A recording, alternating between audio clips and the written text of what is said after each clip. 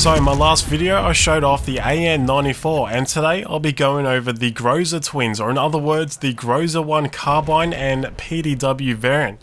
Also, very exciting news regarding the community map project. The third survey has just been put out, so you can choose between 3 design concepts, but I'll talk more about that later in the video.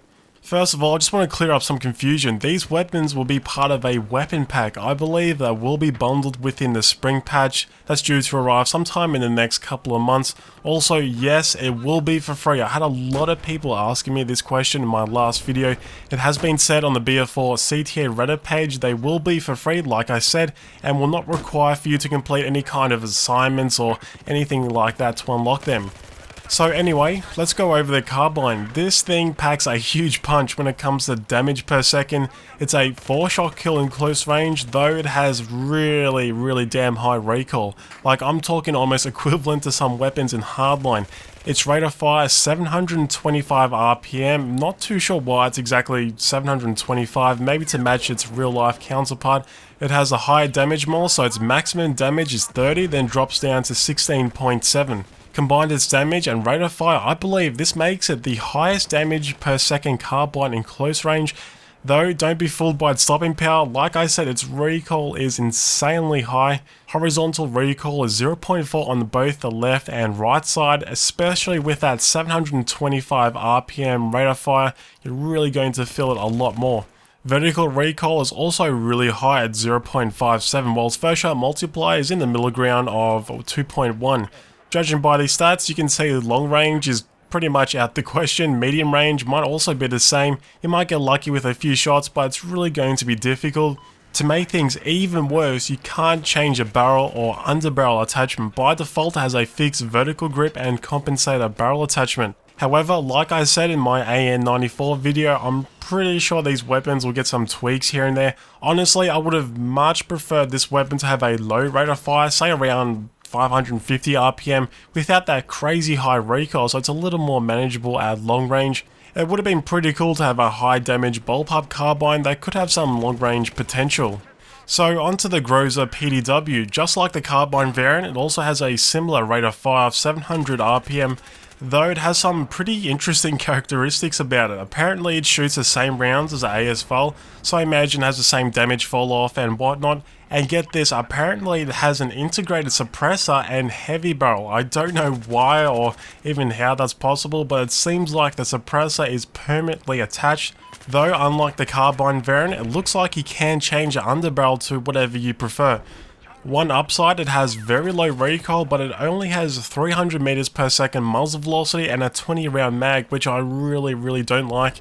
Honestly, I think it needs a 30 round mag. I don't think that would break any kind of balance, and speaking of balance, there's a lot of talk on the CTA Reddit page about some highly requested updates on the AN94. In my last video, I probably didn't make it clear enough, but yes, the 2-round burst fires each bullet at 1800 RPM.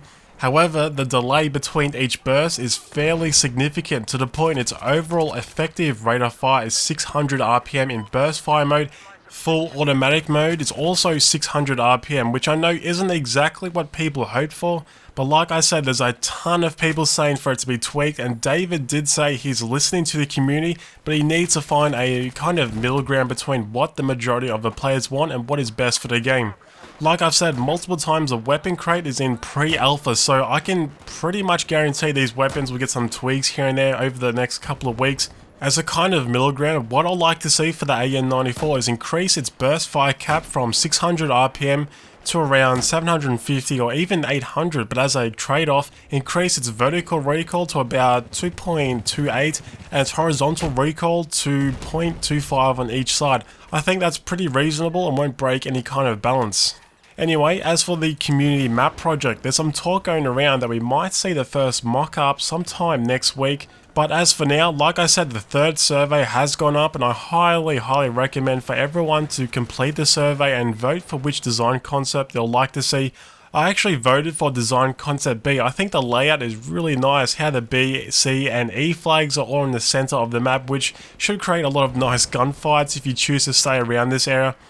Also, you'll notice the Chinese and US spawns are kind of on the same side with a D flag in between them. I think this would be a really good place for vehicles to rush to and fight it out with the other team's vehicles while the infantry goes into the jungle for the central capture points. Also, I just want to mention before I end the video, I'll be making a Gunmaster video in the next couple of days. I did have a chance to play the troll preset for this game mode, which involves a ballistic shield and defibs, and just pretty much weapon setups you probably wouldn't use in a normal game. It was actually really fun, just as fun as the normal Gunmaster preset. I don't know if the troll version will make its way over to retail BF4, it might just be for C tier, but I kind of hope it gets included in the spring patch.